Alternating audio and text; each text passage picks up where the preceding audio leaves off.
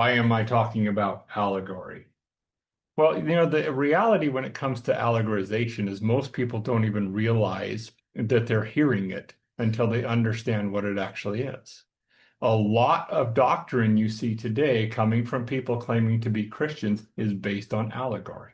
They are actually reinterpreting the scripture to have a different meaning. And that's not an appropriate way to come at scripture. That's actually not an appropriate way to come at anything. I mean, think about it. For us that work on vehicles and stuff like that, if we decide, that we're going to modify the instructions because we just don't like them, is that going to work out very well for us? I guarantee you it won't.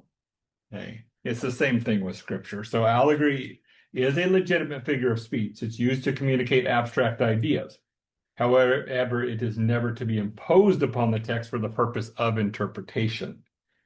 Allegory is often employed by false teachers to reinterpret Old Testament passages for application today. So they'll literally take an old passage and they'll reinterpret it and try to apply it today.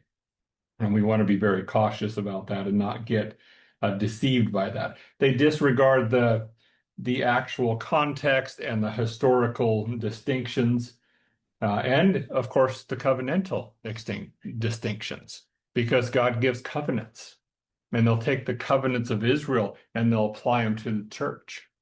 They'll make to the church spiritual Jews, and that's not scriptural. That's using allegorization. And it is also heavily used by end-time preachers discussing prophecy and apostolic events to make them seem relevant today. And unfortunately, there's a lot of those. And yeah, when you read the book of Revelation, it's a scary book.